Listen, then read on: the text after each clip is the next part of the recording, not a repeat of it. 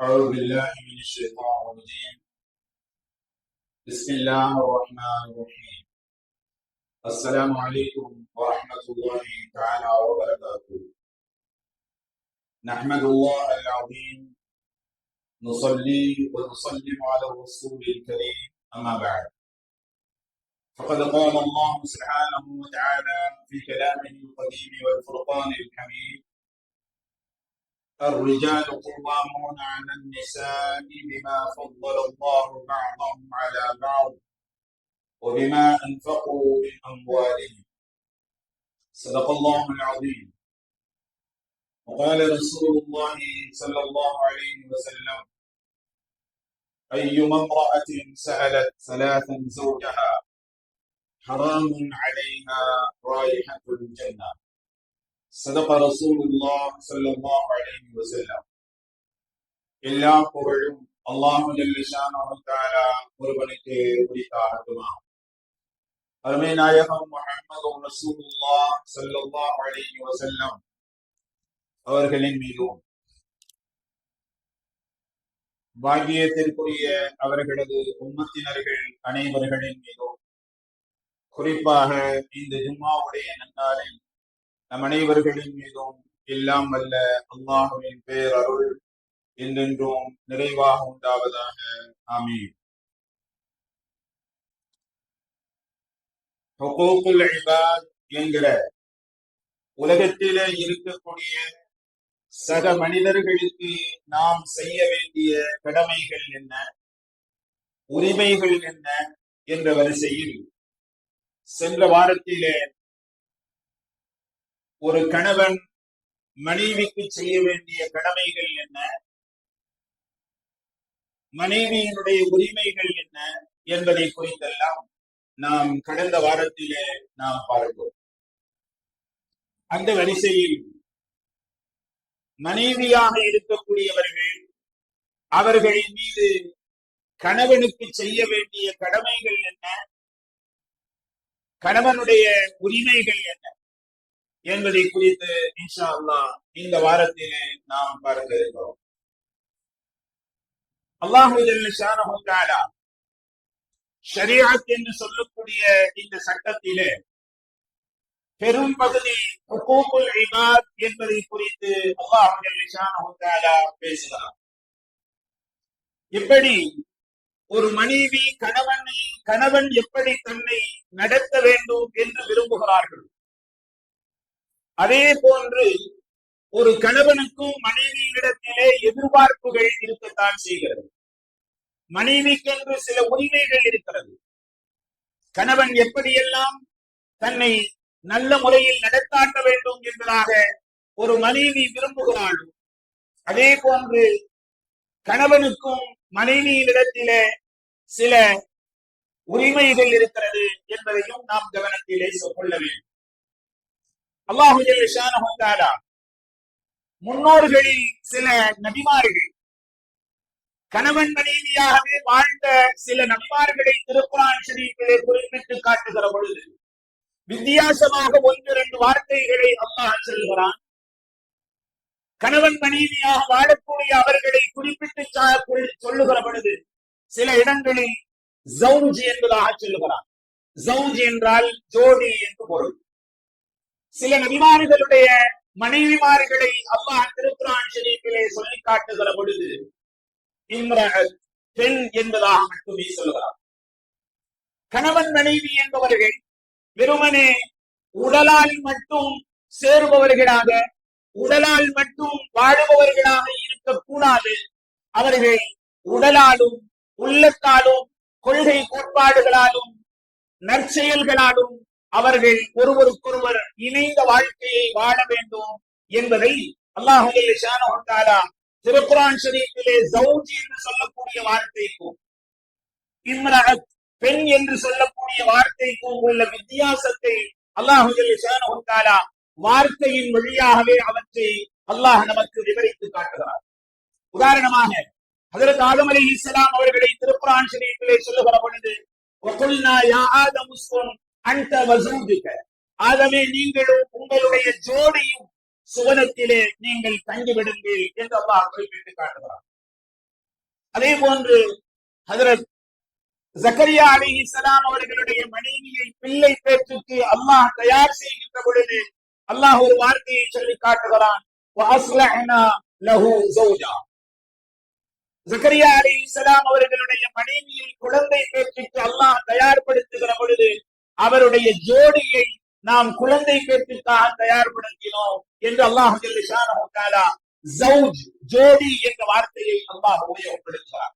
இதற்கு நேர் மாற்றமாக நூஹ் அலைஹிஸ்ஸலாம் அவர்களுடைய மனைவியை பற்றி திருக்குர்ஆன் ஷரீஃபிலே சொல்லுகிற பொழுது வம்ரஅத்த நூஹ், லூத் அலைஹிஸ்ஸலாம் அவர்களுடைய மனைவியை திருக்குர்ஆன் ஷரீஃபிலே சொல்லுகிற பொழுது வம்ரஅத்த லூத். நூஹ் அலைஹிஸ்ஸலாம் நூஹுடைய பெண், லூத்துடைய பெண் அலைஹிஸ்ஸலாத்து வஸ்ஸலாம். அங்கே ஆதம் அலைஹிஸ்ஸலாம் அவர்களை குறிப்பிட்டு காட்டுகிற பொழுது ஜௌஜ் என்று சொல்கிறான். ஜக்கரியா அலைஹிஸ்ஸலாம் அவர்களுடைய மனைவியை சொல்லி காட்டுகிற பொழுது ஜௌஜ் என்பதாக சொல்கிறான். இங்கே நூஹ் அலைஹிஸ்ஸலாம் அவர்களுடைய மனைவியையும் லூத் அலைஹிஸ்ஸலாம் அவர்களுடைய மனைவியையும் சொல்லி காட்டுகிற பொழுது பெண் என்று மட்டுமே சொல்கிறார். காரணம் என்ன தெரியுமா? கணவனுக்கு எதிராக களமாடி கணவனுடைய சொல்படி கேட்காமல் வாழ்ந்த அவர்கள் அந்த இரு நபிமார்களுடைய மனைவிமார்களை சொல்லுகிற பொழுது அல்லாஹ் பெண் என்று மட்டுமே சொல்கிறார். யாரெல்லாம் உடலாலும் உள்ளத்தாலும் கொள்கை கோட்பாடுகளாலும் நற்செயல்களாலும் இணைந்து வாழக்கூடிய மனைவிமார்களை அல்லாஹ் ஜல்ல ஷானஹு தஆலா அந்த ஜோடிகளை சொல்லி காட்டுகிற பொழுது ஜோடி என்பதாக சொல்லுகிறான். சற்று சரியில்லாது வாழக்கூடிய மனைவிமார்களை அல்லாஹ் திருக்குர்ஆன் ஷரீஃபிலே சொல்லுகிற பொழுது இம்ராஅத் என்று சொல்லுகிறான், வெறும் பெண் என்பதாக மட்டுமே சொல்கிறான். ஆக கணவன் மனைவியினுடைய உறவு என்பது வெறுமனே உடலாலும் உடலுக்கு மட்டும் சொந்தமானது அல்ல, உடல் சுகத்திற்கு மட்டும் சொந்தமானது அல்ல. கணவன் மனைவி என்ற உறவு என்பது மகத்தானது. அது உடலாலும் உள்ளத்தாலும் கொள்கை கோட்பாடுகளாலும் நற்செயல்களாலும் இப்படி எல்லா வகையிலேயும் அவர்கள் இணைந்து வாழக்கூடிய வாழ்க்கையில்தான் கணவன் மனைவியினுடைய வாழ்க்கையாக இருக்க முடியும் என்பதை அல்லாஹ் திருக்குர்ஆன் ஷரீஃபிலே கோடிட்டு காட்டுகிறான். நபிகள் நாயகம் ஸல்லல்லாஹு அலைஹி வஸல்லம் அவர்கள் நமக்கு சொல்லித் தருகிறார். உலகத்திலே இன்றைக்கு எல்லா இடங்களிலேயும் உரிமைகளை கேட்டு போராட்டம் நடத்தப்படுகிறது.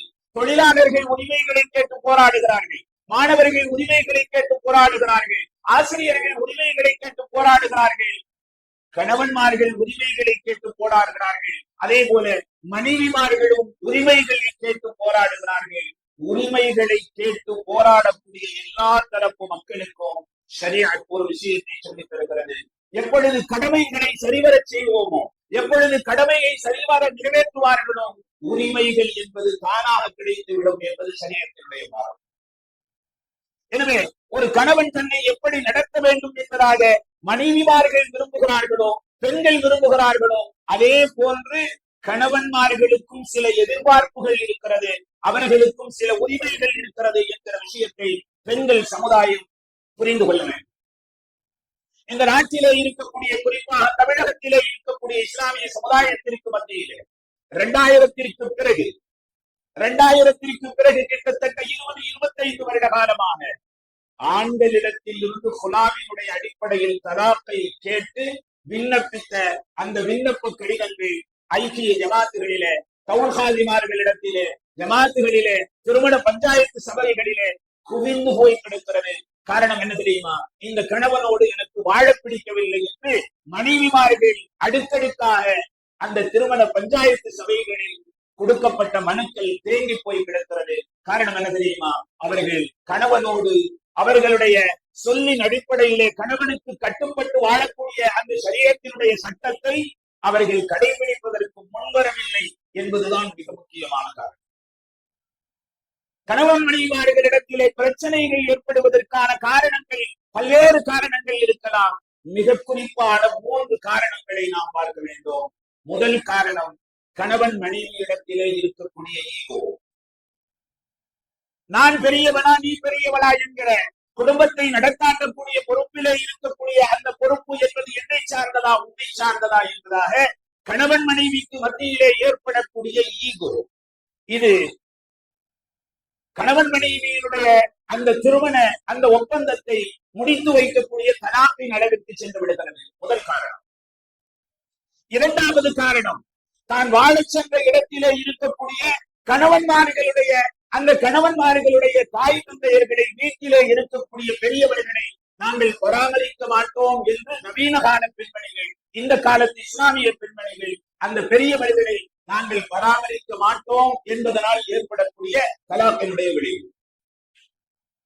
மூன்றாவது, பணிக்கு செல்லக்கூடிய வேலைக்கு செல்லக்கூடிய பெண்களுடைய அந்த விஷயத்தின் காரணமாக அது படிப்படியாக போய் தலாக்கின் அளவிற்கு அது சென்று விடுகிறது, விவாகரத்து அடிப்படையில் அது சென்று விடுகிறது. முதல் காரணத்தை நாம் பார்க்க வேண்டும். அல்லாஹ் ஜல்ல ஷானஹு தஆலா திருக்குர்ஆன் ஷரீஃபிலே அர்ரிஜாலு குவ்வாமூன அலன் நிஸா பிமா ஃபضل அல்லாஹு பஅதஹும் அலா பஅத் வ பிமா அன்ஃபகு மின் அம்வாலிஹிம். கணவன் மனைவியாக இருக்கக்கூடிய அந்த வாழ்க்கை ஒப்பந்தத்தை நிறைவேற்றி வாழக்கூடிய அந்த இருவர்களுக்கு மத்தியிலே நிச்சயமாக ஒரு பொறுப்புதாரி, ஒரு தலைமை, ஒரு நிர்வாகி என்பது நிச்சயமாக அவசியம். ஸல்லல்லாஹு அலைஹி வஸல்லம் அவர்கள் சொல்லுவார்கள், நீங்கள் சில மணி நேரம் பயணிப்பவர்களாக இருந்தாலும், நாட்கணக்கிலே பயணிக்கக்கூடியவர்களாக இருந்தாலும், 3 பேர்களாக இருந்தாலும் உங்களுக்குள்ளே ஒரு அமீரை, தலைவரை, நிர்வாகியை நீங்கள் ஏற்படுத்திக் கொள்ளுங்கள், தலைவரை ஏற்படுத்திக் கொள்ளுங்கள் என்று சொல்லுவார்கள் நபி ஸல்லல்லாஹு அலைஹி வஸல்லம். வெறுமனே சில மணி நேரங்கள் பயணிக்கக்கூடிய பயணத்திற்காக, சில நாட்கள் பயணிக்கக்கூடிய பயணத்திற்காக உங்களிலே அமீரை நீங்கள் ஏற்படுத்திக் கொள்ளுங்கள், பொறுப்புதாரியை ஏற்படுத்திக் கொள்ளுங்கள் என்ற நபி ஸல்லல்லாஹு அலைஹி வஸல்லம் அவர்களுடைய அந்த நபிமொழியை உற்று நோக்கினால் நமக்கு ஒரு விஷயம் தெரியும். வெறுமனே சில மணி நேரங்கள் பயணிக்கக்கூடிய அந்த பயணத்திற்கு அமீர் தேவை என்று சொன்னார், ஒரு பொறுப்புதாரி தேவை என்று சொன்னால், வாழ்க்கை முழுக்க கணவன் மனைவியாக வாழக்கூடிய அவர்களிலே நிச்சயமாக ஒரு பொறுப்புதாரி, ஒரு நிர்வாகி, ஒரு அமீர் நிச்சயமாக தேவை. அல்லாஹ் ஜல்ல ஷானஹு தஆலா அதைத்தான் திருக்குர்ஆன் ஷரீஃபிலே சொல்லி காட்டுகிறான், அர்ரிஜாலு குவ்வாமூன அலன் நிஸாஇ பிமா ஃபضل அல்லாஹு பஅதஹும் அலா பஅத். ஆண்களை பெண்களுக்கான நிர்வாகியாக அல்லாஹ் ஜல்ல ஷானஹு தஆலா ஆக்கி வைத்திருக்கிறான். சரி, என்னுடைய கணவன் அல்ல நிர்வாகி, என்னுடைய கணவன் அல்ல அமீர், நானே இந்த வீட்டுக்கு நிர்வாகி, நானே இந்த வீட்டுக்கு அமீர், நான் சொல்வதுதான் நடக்க வேண்டும், நான் என்ன நினைக்கிறோனோ அதைத்தான் செய்வேன் என்று மனைவி சொல்வாளே, ஆனால் ஷரியத் சட்டத்திற்கு மாட்டோம், ஊரில் உள்ள நடைமுறைக்கு மாட்டோம். ஒரு சீரான குடும்பம் நடைபெறுவதற்கு இது மாற்றமான குடும்ப சூழ்நிலைக்கு மாற்றமான விஷயமாக இருக்கிறது. ஊர் உலகத்திலே நடைமுறையிலே இல்லாத ஒரு விஷயம். ஷரியத் சட்டத்திலே ஆண்தான் ஒரு பெண்ணுக்கான குடும்பத்தினுடைய நிர்வாகியாக ஆண்தான் இருப்பான் என்பது ஷரியத்தினுடைய சட்டம். ஆக தான் நினைத்ததுதான் வீட்டிலே நடக்க வேண்டும் என்று ஒரு பெண் நினைப்பாளே, ஆனால் அவள் ஷரியத்திற்கு முரணாக செயல்படுகிறாள். அப்படிப்பட்டவரின் மீது அல்லாஹ்வினுடைய சாபம் ஏற்படும். ஷரியத்திற்கு நேர் மாற்றம், ஊர் உலகத்தினுடைய நடைமுறைக்கு நேர் மாற்றம், நல்ல குடும்ப சூழ்நிலைக்கு மாற்றம், இவைகள் அனைத்திற்கும் மாற்றமாக செயல்படக்கூடிய ஒரு பெண்மணிக்கு, ஒரு மனைவிக்கு அல்லாஹ்வினுடைய உதவி என்பது எப்படி கிடைக்கும்? அல்லாஹ் ஜல்ல ஷானஹு தஆலா வாழ்க்கையின் ஒப்பந்தத்தை நிறைவேற்றி வாழக்கூடிய இவர்கள் இருவர்களுக்கு மத்தியிலே கணவனே நிர்வாகியாக இருக்க வேண்டும். ஏனென்று சொன்னால், ஊர் உலகத்திலே வெளியிலே தான் சந்திக்கக்கூடிய பிரச்சனைகள் இருக்கிறது, தான் மனைவிக்கு மக்களுக்கு சம்பாதிக்கக்கூடிய பொறுப்பு இருக்கிறது, சம்பாதிக்கக்கூடிய பொறுப்பிலே கணவன் இருக்கிறான். வெளி உலகத்திலே குடும்பம் சார்ந்த பிரச்சனைகள், வியாபாரம் சார்ந்த பிரச்சனைகள், தொழில் சார்ந்த பிரச்சனைகள், இது எல்லாவற்றையும் வெளி உலகத்தினுடைய பிரச்சனைகளை சந்திக்கக்கூடிய பொறுப்பிலே ஒரு கணவன் இருக்கிறான். எனவேதான் ஷரியத் சொல்லுகிறது, குடும்பத்திற்கு ஆண் தான் அமீராக இருக்க சக்தி பெற்றவன், ஆண் தான் அமீராக இருக்க வேண்டும் என்றுதான் அல்லாஹ் ஸல்லல்லாஹு அலைஹி வஸல்லம் சொல்கிறார். நான் நினைப்பதுதான் வீட்டிலே நடக்க வேண்டும் என்று எதிர்பார்ப்பது ஷரியத்திற்கு முரணானது. நபி ஸல்லல்லாஹு அலைஹி வஸல்லம் அவர்கள் சொல்லுவார்கள், ஒரு பெண் ஐவேளை தொழுகிறாள், நோன்புடைய மாதத்திலே நோன்பு வைக்கிறாள், அவளுடைய கற்பை பேணி வாழுகிறார், கணவனுக்கு கட்டுப்பட்டு வாழுகிறார், கணவனுக்கு கட்டுப்பட்டு வாழுகிறார். இந்த தன்மைகள் இருக்கக்கூடிய எல்லா முஃமினான பெண்களும் சொர்க்கத்தினுடைய எந்த வாசல் வழியாகவும் அவள் நுழையக்கூடிய தகுதியை பெறுகிறாள் என்று சொன்னார்கள் நபி ஸல்லல்லாஹு அலைஹி வஸல்லம். ஒரு பெண் ஐவேளை தொழுகிறாள், நோன்பு காலத்திலே நோன்பை கடைபிடிக்கிறாள், தன்னுடைய கற்பை பாதுகாத்துக் கொள்கிறாள், அடுத்து தன்னுடைய கற்பை பாதுகாக்கிறாள், கணவனுக்கு கட்டுப்பட்டு வாழுகிறாள். சொர்க்கத்திற்குரிய பெண்மணி அவள் எந்த வாசலில் நுழைய விருப்பப்படுகிறாளோ அந்த வாசலின் வழியாக சொர்க்கத்திலே செல்லக்கூடிய தகுதியை பெற்றவள் என்று சொன்னார்கள் நபி ஸல்லல்லாஹு அலைஹி வஸல்லம். எனவே ஒரு இஸ்லாமிய பெண்மணி கணவனுக்கு கட்டுப்பட்டு வாழ்வதிலேதான் பரக்கத்திருக்கிறது என்ற விஷயத்தை ஒரு இஸ்லாமிய பெண்மணி உணர்ந்தாக வேண்டும். ஸல்லல்லாஹு அலைஹி வஸல்லம் அவர்கள் சொன்னார்கள், ஒரு சிறந்த துஆ. நபி ஸல்லல்லாஹு அலைஹி வஸல்லம் அவர்கள் எல்லா தொழுகையின் போதும் கேட்ட துஆ என்ன தெரியுமா? யா அல்லாஹ், நரை வருவதற்கு முன்னதாகவே என்னுடைய முடிகளை எல்லாம் நரைக்க செய்து விடக்கூடிய பெண்ணை விட்டும் நான் பாதுகாப்பு தேடுகிறேன் என்று கேட்டிருக்கிறார்கள். யா அல்லாஹ், நரை வருவதற்கு முன்னதாக என்னுடைய முடிகளை எல்லாம் நரைத்து விட செய்யக்கூடிய, அதாவது காலம் முழுக்க பிரச்சனை, காலம் முழுக்க நான் தான் இந்த வீட்டினுடைய எல்லா விஷயங்களையும் தீர்மானிக்கக்கூடிய இடத்திலே இருப்பேன் என்கிற எல்லா வகையிலுமான சண்டைகள், சச்சரவுகள், பிரச்சனைகள், எல்லா வகையிலேயும் பிரச்சனைகளை ஏற்படுத்தி ஒரு கணவனுக்கு கவலைகளை, தொல்லைகளை தரக்கூடிய பெண்மணி நபி ஸல்லல்லாஹு அலைஹி வஸல்லம் அவர்கள் அதைத்தான் குறிப்பிட்டு காட்டினார்கள். நடை வருவதற்கு முன்னதாகவே என்னுடைய பொறியை நரைக்க செய்து விடக்கூடிய அந்த மனைவிமார்களை விட்டும் யா அல்லாஹ் உன்னிடத்திலே நான் பாதுகாப்பு தருகிறேன் என்று கேட்டார். இன்னொரு துஆ கேட்டார்கள், முசீபத்தாக அமைந்து விடக்கூடிய, எனக்கு முசீபத்தாக அமைந்து விடக்கூடிய பிள்ளைகளை விட்டும் யா அல்லாஹ் உன்னிடத்திலே நான் பாதுகாப்பு தேடுகிறேன் என்று கேட்டார்கள் ஸல்லல்லாஹு அலைஹி வஸல்லம். கணவன்மார்களிடத்திலே கட்டுப்பட்டு வாழ்வது என்பது கேவலமானது அல்ல, அதுவே அல்லாஹ்வினுடைய கட்டளை என்பதை பெண்கள், சமுதாயம், இஸ்லாமிய பெண்கள் உணர்ந்தாக வேண்டும். அதிலேயே உங்களுடைய கண்ணியம் என்பது இருக்கிறது, அதிலேயே குடும்பத்தினுடைய குதூகலம் இருக்கிறது, குடும்பத்திலே அல்லாஹ்வினுடைய பரக்கத் கிடைப்பதற்கு அதுவே காரணமாக இருக்கிறது என்பதை உணர்ந்தாகும். இரண்டாவது, வீட்டிலே இருக்கக்கூடிய சில பேர்கள் சொல்லுவார்கள், லக்கேஜ், ஆண்கள், நான் கணவன் திருமணம் முடிக்கக்கூடிய அந்த கணவனை நான் பார்த்துக் கொள்வேன், ஆனால் லக்கேஜ் இல்லாமல் அவர் வர வேண்டும். லக்கேஜ் என்றால் என்ன தெரியுமா? வீட்டிலே அந்த கணவனை, அந்த ஆண்மகனை பெற்றெடுத்து 25 வருட காலமாக அவனை படிக்க வைத்து அவனை ஒழுக்கமுள்ளவனாக அவருடைய எல்லா தேவைகளையும் நிறைவேற்றி தரக்கூடிய தாய் தந்தையர்களை லக்கேஜ் என்று ஒரு பெண்மணி சொல்வாளே, ஆனால் அந்த பெண்மணி நபி ஸல்லல்லாஹு அலைஹி வஸல்லம் அவர்களுடைய ஒரு ஹதீஸை நினைத்து பார்க்க கடமைப்பட்டிருக்கிறார்கள். நஸஈ ஷரீஃபிலே இடம்பெறக்கூடிய ஒரு ஹதீஸ். அன்னை ஆயிஷா சித்திகா ரலியல்லாஹு தஆலா அன்ஹா அவர்கள் அறிவிக்கிறார்கள், ஒரு பெண்மணி இந்த உலகத்திலேயே அவளுக்கு மிகவும் கடமைப்பட்டவர்கள், அவள் கண்ணியமாக நடத்தாட்ட வேண்டிய பொறுப்பு யாரு? ஒரு பெண்மணி யாரிடத்திலே கண்ணியமாக, மிகவும் கண்ணியமான முறையிலே நடந்து கொள்ள வேண்டும், ஒரு பெண்மணி யாரை தேர்ந்தெடுக்க வேண்டும் என்று நபி ஸல்லல்லாஹு அலைஹி வஸல்லம் அவர்களிடத்திலே கேட்ட பொழுது, ஒரு பெண்மணி அதிக கடமைப்பட்டது அவருடைய கணவன். அவளுடைய கணவனுக்கு தான் உலகத்திலே எல்லா உறவுகளையும் விட, எல்லா மனிதர்களையும் விட அவளுடைய கணவனுக்கு தான் இந்த மனைவியானவள் கடமைப்பட்டவளாக இருக்கிறாள். கணவன் தான் ஒரு பெண்மணிக்கு முதல் அந்தஸ்திலே இருக்கிறான் என்று சொன்னார்கள் ஸல்லல்லாஹு அலைஹி வஸல்லம். இதற்கு நேர் மாற்றமாக நபி ஸல்லல்லாஹு அலைஹி வஸல்லம் அவர்களிடத்திலே கேட்கப்பட்டது, ஒரு ஆணுக்கு இந்த உலகத்திலேயே ஒரு ஆண் யாரின் மீது அதிக கடமைப்பட்டிருக்கிறான் என்று கேட்கப்படும் பொழுது நபி ஸல்லல்லாஹு அலைஹி வஸல்லம் அவர்கள் அவளுடைய தாய்க்கு என்று சொன்னார். பெண் கேட்கிற பொழுது கணவனின் மீது அவள் அதிக கடமைப்பட்டிருக்கிறாள் என்று சொல்றார்கள். ஆண் கேட்கிற பொழுது ஒரு ஆண் அவனை பெற்றெடுத்த தாயின் மீது அதிக கடமைப்பட்டிருக்கிறான் என்று சொன்னார்கள். இன்னொரு ஹதீஸை பெண் சமுதாயத்திற்கு அவர்களுடைய சிந்தனைக்கு நான் கொண்டு வருவேன். குல்லுக்கும் ராயி வ குல்லுக்கும் மஸ்ஊலுன் அன் ரஇய்யத்திஹி, உங்களிலே ஒவ்வொருவரும் பொறுப்புதாரிகள், உங்களுடைய பொறுப்புகள் குறித்து நாளை மறுமை நாளில் விசாரிக்கப்படுவீர்கள் என்கிற அற்புதமான ஹதீஸினுடைய இடையிலே நபி ஸல்லல்லாஹு அலைஹி வஸல்லம் அவர்கள் ஒரு வார்த்தையை இடையிலே ஸல்லல்லாஹு அலைஹி வஸல்லம் அவர்கள் சேர்த்தார்கள். அற்புதமான அந்த வார்த்தை என்ன வார்த்தை தெரியுமா? ஒரு பெண் கணவனுடைய வீட்டிற்கு பொறுப்பாளியாக இருக்கிறார்.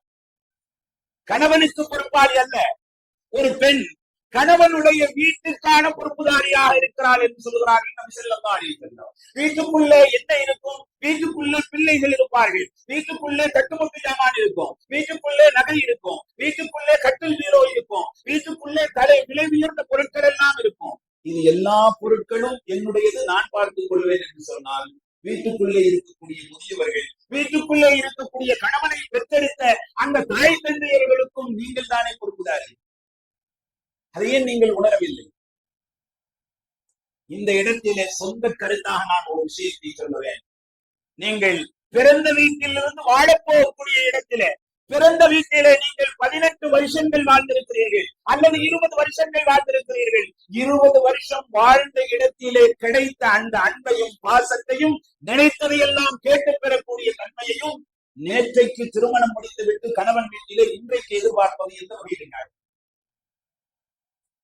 20 வருஷ காலம் உங்களை ஆராட்டி பாராட்டி சீராட்டி அந்த வாழ வைத்த அந்த வீட்டிலே இருக்கக்கூடிய சலுகைகளை, பிரியத்தை, பாசத்தை கணவன் வீட்டுக்கு சென்ற உடனேயே மறுநாளோ அல்லது மறுவாரமோ அல்லது அடுத்த மாதமோ அங்கே இருக்கக்கூடிய சூழ்நிலைகள் இங்கே கிடைக்க வேண்டும் என்று எதிர்பார்ப்பது, அங்கே 20 வருஷத்திற்கு பிறகல்லவா அந்த நிலை ஏற்பட்டிருக்கிறது. நீங்கள் வந்தவுடனேயே அந்த நிலையை இங்கே எதிர்பார்ப்பது என்பது எந்த வகையில் நியாயம்? காசை எடுத்துக்கொண்டு, பணத்தை எடுத்துக்கொண்டு சூப்பர் பஜார் என்று சொல்லக்கூடிய சூப்பர் மார்க்கெட்டிற்கு நாம் செல்கிறோம்.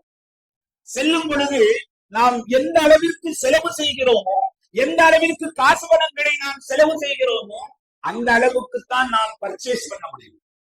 பெண்களுக்கு நான் சொல்லிக் கொள்வேன், நீங்கள் புகுந்த வீட்டிலே உங்களுடைய அன்பை, உங்களுடைய பணிவை, உங்களுடைய பிரியத்தை அங்கே இருக்கக்கூடியவர்களுக்கு எந்த அளவிற்கு நீங்கள் செலவழிக்கின்றீர்களோ அந்த அளவிற்குத்தானே உங்களின் மீது அந்த வீட்டார்களுடைய பிரியமும் பரிவும் பாசமும் ஏற்பட வாய்ப்பு இருக்கிறது. ஏன் நீங்கள் அதை மறந்து விடுகிறீர்கள்? மறுபடியிலே நாம் வேறொரு சிந்தனையிலே பார்க்க வேண்டுமானால், தாய் தந்தையர்களாக மாமியாராக இருக்கக்கூடியவர்களுக்கு நீங்கள் பணிவிடை செய்வதற்கு தயாரிலே இல்லை என்கிற பொழுது, அந்த முதியவர்களுக்கு பணிவிடை செய்வது அல்லாஹ்வினுடைய பிரியத்தை பெற்று தரும் என்றெல்லாம் சொல்லி இருக்கவே, அவர்களுக்கு ஹிதுமத் செய்ய மாட்டேன் என்று சொல்லக்கூடிய நீங்கள் ஊர் உலகத்திற்கே ஹிதுமத் செய்கிறீர்களே. ஒரு ஹோட்டலிலே வேலை செய்கிறீர்கள், ஒரு ஜவுளி கடையில நீங்கள் வேலை செய்கிறீர்கள், ஒரு ஆபீஸிலே வேலை செய்கிறீர்கள், ஆபீஸிலே இருக்கக்கூடிய அலுவலகத்திலே இருக்கக்கூடிய எல்லா மனிதர்களுக்கும் நீங்கள் கட்டுப்பட்டு நடக்கிறீர்கள், எல்லா மனிதர்களுடைய குணாதிசயங்களையும் அனுசரித்து நடக்கிறீர்கள், எல்லா மனிதர்களுக்கும் பணிவிடை செய்கிறீர்கள், முதலாளிக்கு பணிவிடை செய்கிறீர்கள், எல்லா மனிதர்களுக்கும் பணிவிடை செய்கிறீர்கள். இன்னும் உங்களுடைய சிந்தனைக்கு தர வேண்டுமானால், விமான பணிப்பெண்ணில் பல்லாயிரக்கணக்கான மக்களுக்கு ஹிதமத் செய்கிறார் ஒரு பெண்மணி. விமான பணிப்பெண்ணாக இருக்கக்கூடிய பெண்மணி, விமானத்திலே பயணிக்கக்கூடிய நூற்றுக்கணக்கான மனிதர்கள் சட்டென்று விரல் சொடுக்கிய உடனே சென்று அவர்களிடத்திலே என்ன ஹிதமத், உங்களுக்கு என்ன பணிவிடை செய்ய வேண்டும் என்பதாக கை கட்டி நிற்கக்கூடிய அந்த பெண்மணி. இதற்கெல்லாம் தயாரிலே இருக்கக்கூடிய நீங்கள் வயதான அந்த பெரியவர்களை, கணவனை பெற்றெடுத்து அவர்களை வளர்த்து ஆளாக்கி உருவாக்கி அவர்களை தந்த அவர்களுடைய பெற்றோர்களை நீங்கள் உதாசீனம் செய்கின்றீர்கள் என்று சொன்னால், முன்னே ஓடக்கூடிய ஆறுதான் பின்னையும் ஓடும் என்பதை உங்களுடைய கவனத்தில் வைத்துக் கொள்ளுங்கள். நீங்கள் மாமியாராக ஆகத்தான் போகிறீர்கள், மருமகளை நீங்கள் எடுக்கத்தான் போகிறீர்கள். நீங்கள் மாமியாராக ஆகிற பொழுது உங்களுக்கு வரக்கூடிய மருமகள், இந்த கிழவிக்கு நான் ஏன் பணிவிடை செய்ய வேண்டும் என்று உங்களை முன்னிட்டு அவர்கள் நினைக்கக்கூடிய தருணத்தை அல்லாஹ் தமிழிலே ஒரு பரமடி சொல்லுவார்கள், முன்னே ஓடக்கூடிய ஆறுதான் பின்னே ஓடும் என்பதாக சொல்லுவார்கள். யதார்த்தமான வார்த்தையில் வீட்டிலே இருக்கக்கூடிய பெண்களுக்கு, வீட்டிலே இருக்கக்கூடிய முதியவர்களுக்கு பணிவிடை செய்யாத உங்களுடைய அந்த திமிருத்தனமான, அந்த திமிருத்தனமான, அந்த பெருமையான கர்வம் கொண்ட உங்களுடைய செயல்பாடுகள், அதற்குரிய பதிலை நீங்கள் தந்தாக வேண்டும். உங்களுடைய இரத்தம் எல்லாம் சுண்டி போய், உங்களுடைய நரம்புகள் எல்லாம் தளர்ச்சி அடைந்து நீங்கள் மாமியாராக ஆகின்ற பொழுது அந்த சூழ்நிலை உங்களுக்கு அல்லாஹ் ஏற்படுத்துவான். ஸல்லல்லாஹு அலைஹி வஸல்லம் அவர்கள் சொன்னார்கள், பெரியவர்களுக்கு, முதியவர்களுக்கு, வயதானவர்களுக்கு ஹிதமத் செய்யும். ஹிதமத்தின் மூலமாக, பணிவிடையின் மூலமாக அல்லாஹ்வினுடைய பிரியம் உங்களுக்கு கிடைத்துவிடும், அல்லாஹ்வினுடைய பொருத்தம் உங்களுக்கு கிடைத்துவிடும். நான் முன்னே சொன்னது போன்று, வீட்டிலே இருக்கக்கூடிய நகையெல்லாம் நான் பார்த்துக் கொள்வேன், வீட்டிலே இருக்கக்கூடிய ஆடம்பரமான பொருட்களை எல்லாம் நான் பார்த்துக் கொள்வேன், வீட்டினுடைய பீரோ சாவி என்னுடைய இடுப்பிலே இருக்கும், அதற்கும் நான் தான் பொறுப்புதாரி, அதுவும் எனக்கு சொந்தமானது என்று சொல்லக்கூடிய நீங்கள், வீட்டிலே இருக்கக்கூடிய கணவனுடைய வீட்டின் பொறுப்புதாரி என்று சொல்லுகிற பொழுது, அந்த வீட்டிற்குள்ளே தானே கணவனை பெற்றெடுத்த அந்த பெற்றோர்கள் இருக்கிறார்கள். இவர்களையே நீங்கள் கவனித்துக் வருகிறீர்கள், அதே சுமையாக நினைக்கிறீர்கள். ஊர் உலகத்திற்கே பணிவிடை செய்வதற்கு தயாராக இருக்கக்கூடிய நீங்கள் இதையே ஒரு தினம் சிந்தித்து பார்க்க வேண்டும். நபி ஸல்லல்லாஹு அலைஹி வஸல்லம் அவர்கள் வாழ்க்கையிலே அவர்கள் வாழ்ந்து காண்பித்த குடும்ப வாழ்க்கை என்பது குதூகலமானது. நபிகள் நாயகம் ஸல்லல்லாஹு அலைஹி வஸல்லம் அவர்கள் வாழ்ந்த அந்த வாழ்க்கை அல்லாஹ் ஜல்ல ஷானஹு தஆலா திருக்குர்ஆன் ஷரீஃபிலே சொல்லி காட்டுவார், "ஹுன்ன லிபாஸுல் லக்கும் வ அன்தும் லிபாஸுல் லஹும்." நீங்கள் அவர்களுக்கு ஆடையாக இருக்கிறீர்கள், அவர்கள் உங்களுக்கு ஆடையாக இருக்கிறார்கள்.